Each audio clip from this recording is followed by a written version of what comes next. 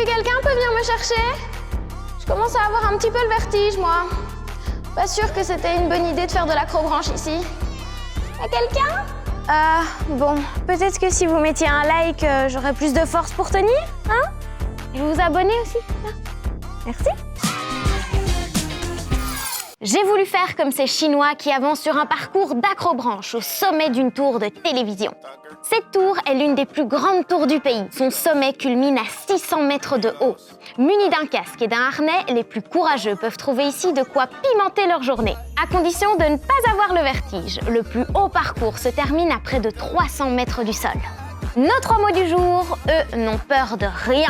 3 mots pour une actualité qui atteint des sommets. Dans l'actu aujourd'hui, mauvaise nouvelle au Sri Lanka, au sud de l'Inde, qui vit la pire catastrophe écologique de son histoire. Et encore une fois, c'est malheureusement en pleine mer que ça se passe. Il y a 12 jours, un énorme bateau qui transportait 1500 conteneurs a connu une explosion à bord, ce qui a provoqué un énorme incendie et fait tomber 28 conteneurs à la mer. Certains se sont ouverts, ils étaient remplis de matière plastique qui s'échoue en masse sur les plages du littoral. Le mélange de billes de plastique et de pétrole rend les opérations de nettoyage des plages particulièrement compliquées. Si l'incendie est aujourd'hui maîtrisé, le risque d'une nouvelle pollution à l'acide nitrique est important. Le bateau en transportait 25 tonnes. Cet acide provoque des brûlures et ne peut pas être respiré, ce qui impacte 4500 pêcheurs de la zone qui ne peuvent pas travailler pour l'instant. C'est un gros problème pour les pêcheurs. En ce moment, ils ne peuvent pas aller en mer et faire leur travail à cause de cette situation tragique. Les militaires de la marine sri-lankaise font tout ce qu'ils peuvent, mais les dégâts seront longs à faire disparaître. Pollution maritime était l'un de nos mots du jour. Vous pouvez me dire si j'ai pas les yeux un petit peu rouges? Parce que ça me pique super fort. Oui, je vous vois venir. Non, j'ai pas essayé de regarder toutes les vidéos YouTube des news en une nuit. J'aurais pu, mais non. J'ai à peine joué quelques minutes, heures sur mon ordi. C'est tout. Ne me dites pas que c'est à cause de la fameuse lumière bleue de mon écran. La lumière bleue, c'est la lumière qui provient des écrans, comme le smartphone, l'ordinateur, la tablette. Et en plus des nouvelles technologies, on retrouve cette lumière dans les ampoules et même le soleil. Une lumière qui affecte les personnes jeunes plus que les personnes plus vieilles. Genre David. T'as entendu, Luana? Donc ce qu'il faut savoir, c'est que les enfants sont beaucoup plus sensibilisés à la lumière bleue que les personnes âgées. Pourquoi? Parce que leur cristallin est clair et donc la lumière passe totalement à travers leur cristallin pour atteindre la rétine. Ça va impliquer des troubles de vision au niveau de la lecture, au niveau de près. Évidemment, des solutions existent déjà pour réduire cette lumière bleue et avoir moins mal aux yeux.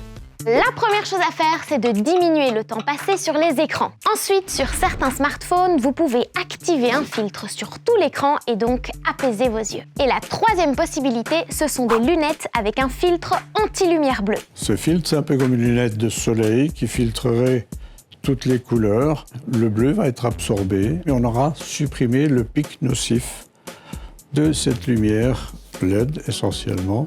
Ouais, enfin, parfois je me demande si ce serait pas plus simple de se passer complètement d'écran. Non, je rigole, mais on pourrait peut-être passer moins de temps dessus, parce que lumière bleue était l'un de nos mots du jour. Bah là, c'est fini, je peux regarder. Promis, rien n'a été retouché, hein. Je suis pas vraiment convaincue par le résultat de ce shooting, moi. Photoshop, filtre Snapchat ou Instagram, les moyens pour retoucher une photo ne manquent pas. Dans les mains des professionnels, ces méthodes servent le plus souvent à modifier des détails physiques.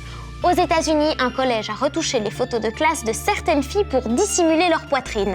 L'école a estimé que trop de peau était visible et s'attire désormais les critiques. Pour un magazine, les photos modifiées n'ont plus grand-chose à voir avec celles de départ. Alors, on continue à retoucher les photos ou on publie les originales? Vous en pensez quoi? Ça sert à rien de faire ça parce que si on voit la personne en vrai, on saura que c'est pas vrai la photo. Quand je regarde des publicités ou des magazines, je me dis que c'est à peu près normal parce que il faut quand même cacher certaines choses parce que si par exemple il y a un défaut du vêtement, il faut quand même le cacher ou même sur le corps. Mais quand on les voit en réalité, c'est pire entre guillemets parce qu'ils ressemblent pas du tout à ce qu'on voit, donc c'est assez choquant et je trouve pas ça bien de faire ça parce que ça ressemble plus du tout à la vraie personne. Qui mettent quand même beaucoup de filtres et donc c'est pas vraiment eux. Quand je vois les photos des magazines des filles en maillot de bain ou alors des mannequins avec des belles robes ou ce genre de choses. Ça peut rendre jalouse certaines filles, mais moi, je sais que c'est retouché et que du coup, ça peut aussi complexer.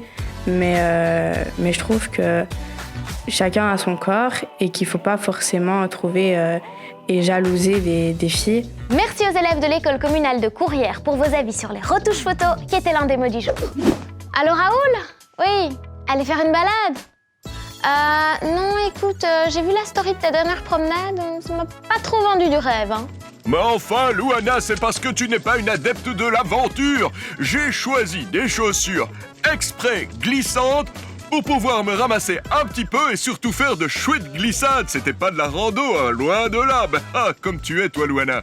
Tu n'aimes pas rire, hein. Côté météo, on continue sur notre lancée de joie et de bonheur. Et on en profite parce que ce sera la journée la plus ensoleillée de la semaine. Du coup, on fait comme Maxime, notre star de la météo du jour. On enfile son plus beau t-shirt, son short, son gilet et on profite du soleil tant qu'il est là.